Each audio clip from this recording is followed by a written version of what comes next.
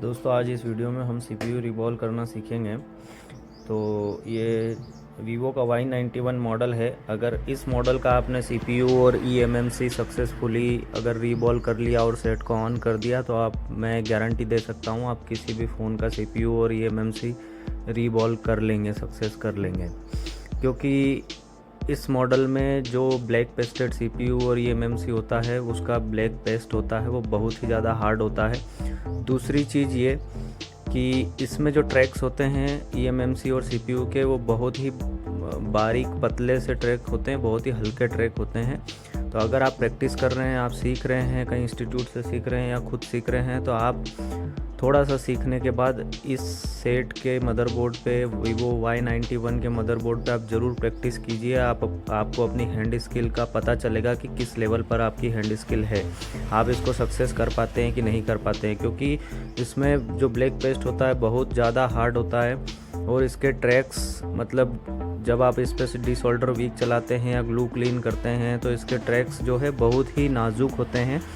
वो आपको अपनी हैंड स्किल का उसके बारे में आपको पता चलेगा कि आपकी हैंड स्किल कितनी शार्प है। अगर आप ट्रैक्स बचा करके उसको स्क्रैच नहीं होने देते हैं और इसको सक्सेसफुली ऑन कर लेते हैं तो आपकी हैंड स्किल परफेक्ट है। अगर आप हैंड स्किल पे प्रैक्टिस कर रहे हैं या सीख रहे हैं तो आपको इस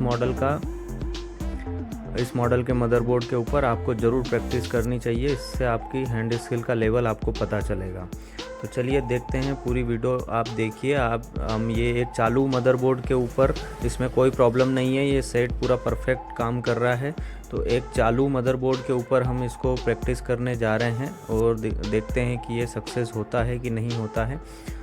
दोस्तों माफ़ी चाहूँगा, इस मॉडल जो है काफ़ी पुराना हो चुका है तो इसका कोई ओके फ़ोल्डर मेरे पास अवेलेबल नहीं है। ये डैमेज फ़ोल्डर के ऊपर मैं सेट को आपको ऑन करके दिखा रहा हूँ, डीसी मशीन पे आप देख सकते हैं। और CPU को रिमूव करते टाइम जो है एयर जो है वो है 45 और हीट जो है वो है 340। आपको आराम से हीट करके CPU को उठाना है और क्लीन करते टाइम पे आपको मदरबोर्ड के ऊपर और CPU के ऊपर SMD से हीट देना है और साथ में आपको आयरन चलाना है। आयरन का जो हीट है वो 350 है क्लीन करते टाइम पे, और जो SMD की एयर है वो है 15 क्लीन करने के टाइम पे, और टेम्परेचर जो है वो है 170-180 क्लीन करने के टाइम पे। और वापस CPU को बिठाने के टाइम पे जो एयर है वो है 40 और टेम्परेचर है 320। तो देखिए वीडियो। दोस्तों इसमें एक चीज़ और मैं आपको बता देता हूँ, इसमें जो SMD हम यूज़ कर रहे हैं वो कोई ज़्यादा महंगी या किसी ब्रांडेड कंपनी की यूज़ नहीं कर रहे हैं। SMD इसमें जो यूज़ कर रहे हैं वो है मैक्स पामा 853D+ SMD यूज़ कर रहे हैं। और आयरन जो हम यूज़ कर रहे हैं वो OSS T12D+ यूज़ कर रहे हैं। तो इसमें कोई ज़्यादा महंगे इक्विपमेंट हम यूज़ नहीं कर रहे हैं। SMD का आप अपने हिसाब से देख सकते हैं आप कौन सा SMD यूज़ करते हैं, लेकिन आयरन जो है इसमें आपका अच्छी क्वालिटी का होना चाहिए। ये नाइफ बीट वाला, जब भी आप MMC और CPU IC रिबॉलिंग का काम करते हैं तो आयरन आपके पास अच्छा वाला होना चाहिए। टेम्परेचर कंट्रोल वाला आयरन होना चाहिए जिसमें आप टेम्परेचर एडजस्ट कर सकते हैं, जिसमें नाइफ वाला बीट हो। हम जो यूज़ कर रहे हैं OSS T12D+ इसमें यूज़ कर रहे हैं और SMD मैक्स पामा 853D+ यूज़ कर रहे हैं। दोस्तों इसमें एक चीज़ और मैं आपको बता देना चाहता हूँ कि जब आप CPU या कोई भी IC रिवॉल्व करते हैं तो ज़्यादातर आप यूनिवर्सल स्टेंसिल का ही यूज़ कीजिए। क्योंकि जब आपके पास कोई ऐसा कस्टमर का मॉडल आता है जिसका स्टेंसिल आपके पास अवेलेबल नहीं है, तो अगर आप यूनिवर्सल स्टेंसिल से रिवॉल्व करने का आपको प्रैक्टिस नहीं है तो उस टाइम जो है आप उलझ जाएंगे, उस टाइम आप सक्सेस नहीं कर पाएंगे। तो और हर दुकानदार भाई इतना कैपेबल नहीं होता है कि हर एक मॉडल की स्टेंसिल उसके पास अवेलेबल हो, तो ज़्यादातर काम जो है यूनिवर्सल स्टेंसिल से हो जाता है। तो यूनिवर्सल स्टेंसिल से ही प्रैक्टिस करना चाहिए ताकि आगे जा कर के आपका काम कहीं रुके नहीं। तो इसको हम रीबॉल करते टाइम पे, सीपीयू को रीबॉल करने टाइम पे हम यूनिवर्सल स्टेंसिल का ही यूज़ करेंगे। और पीपीडी जो हम यूज़ करने वाले हैं वो री-लाइफ का 183 डिग्री वाला पीपीडी हम इसमें यूज़ करने वाले हैं। तो सीपीयू को रीबॉल करते टाइम पे आपको पीपीडी को पहले एक कॉटन क्लॉथ में, जो कॉटन का क्लीनिंग क्लॉथ होता है, उसमें आपको पीपीडी ले करके उसको अच्छे से दबा करके उसके अंदर का ऑयल जो है वो निकाल देना है और उसको 5 मिनट तक ड्राई करना है। जब पीपीडी अच्छे से ड्राई नहीं होगा और डायरेक्टली अगर आप उसको अप्लाई कर देंगे तो आपको, जब आप आईसी को रीबॉल करेंगे, हीट मारेंगे, तो वो अंदर से जो ऑयल रिलीज़ होगा पीपीडी के अंदर से, वो आपकी बॉल्स को इधर उधर धकेलेगा और उसके बबल बनने लगेंगे, आपका काम ख़राब हो जाएगा। तो पीपीडी अच्छे से आपको ड्राई करना है, ड्राई करके ही आपको सीपीयू या आईसी रीबॉल करना है।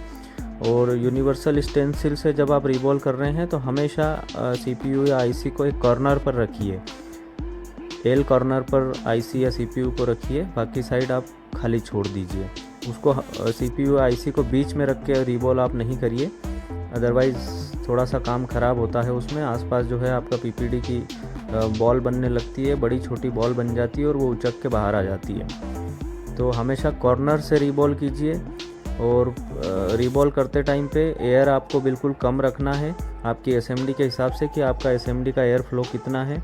अगर एसएमडी का एयर फ्लो ज़्यादा है, 0 पे भी अगर आपकी अच्छे से एयर आती है तो आप 0 रख सकते हैं, या 5, 7, 10 आपकी एसएमडी की एयर की कैपेबिलिटी के हिसाब से आप रख सकते हैं, कितना एयर फ्लो उसका है उसके हिसाब से। और रीबॉल करते टाइम पे टेम्परेचर आपको रखना है 280, क्योंकि बोर्ड से निकलने के बाद जब आप सीपीयू या आईसी को क्लीन करते हैं या रीबॉल करते हैं तो उसका जो हीट ऑब्जर्व करने के लिए जो मदरबोर्ड के ऊपर जो आईसी लगा होता है, उस टाइम हीट ऑब्जर्व करता है मदरबोर्ड, तो इसलिए ज़्यादा हीट या ज़्यादा एयर की ज़रूरत पड़ती है। लेकिन एक बार जब आईसी को आप बोर्ड से बाहर निकाल लेते हैं, उस टाइम आपको हीट और एयर क्लीनिंग के टाइम पे, रीबॉलिंग के टाइम पे दोनों आपको कंट्रोल में रखना है, क्योंकि उस टाइम आईसी जल्दी से हीट होती है, क्योंकि वो आईसी सिर्फ अकेली आईसी होती है, वो मदरबोर्ड पे नहीं लगी होती है, तो उसका हीट ऑब्जर्व नहीं हो पाती है। तो ये आपको ध्यान रखना है ताकि आपका आईसी डेड ना हो। कभी भी खुली आईसी पे आपको 300 से ऊपर हीट पे नहीं जाना है और ज़्यादा एयर नहीं मारना है। तो इस चीज़ का आप ध्यान रखें, आप अच्छे से काम कर पाएंगे। रीबॉल करने के बाद में आप एक बार पेस्ट लगा करके उस पर एक बार और हीट मारें ताकि बॉल सारी अपनी जगह बैठ जाए। और दूसरी चीज़, आपको क्लीनिंग का अच्छे से ध्यान रखना पड़ेगा। रीबॉल करने के बाद आप आईसी को अच्छे से क्लीन कीजिए ताकि उसमें कोई कचरा नहीं फंसा हो या कोई पेस्ट, ब्लैक पेस्ट नहीं फंसा हो, ताकि वो 1-2 बॉल अगर आपकी जॉइंट नहीं हो पाए तो वो प्रॉब्लम करेगा।